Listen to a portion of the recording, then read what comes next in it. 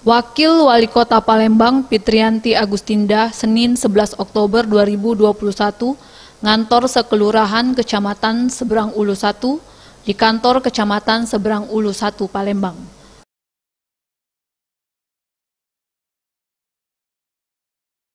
Dalam rapat ini diikuti OPD Kota Palembang, semua lurah di Kecamatan Seberang Ulu 1 dan beberapa ketua RT, RW yang menyampaikan aspirasinya.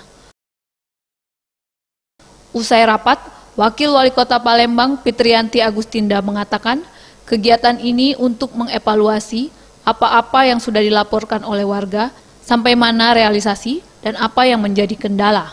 Dan ini menjadi tujuan Wakil Wali Kota Palembang ngantor di kelurahan dengan harapan seluruh aspirasi bisa diwujudkan, dan ia berharap kepada warga dapat menjaga dan merawat pembangunan infrastruktur yang ada.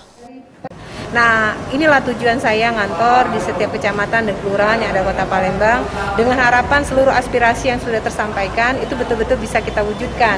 Walaupun mungkin tidak bisa sampai 100% ya, karena ini juga terkait masalah anggaran, tapi harapan kita 70-80% apa-apa yang sudah disampaikan oleh warga itu betul-betul bisa kita wujudkan. Minimal bisa kita informasikan. Karena kita juga sangat merasa miris ya, karena ada beberapa laporan juga kegiatan sebenarnya mengenai masalah saluran atau normalisasi sungai itu berapa kali sudah kita lakukan dari pemerintah Kota Palembang, tapi masih saja mengeluhkan bahwa saluran itu sekian bulan kemudian kotor kembali atau sungai itu kotor kembali. Yang harapan kami tentu setelah dibersihkan dari pemerintah Kota Palembang, dilaksanakan kegiatan normalisasi dan sebagainya, ini betul-betul bisa dijaga oleh warga.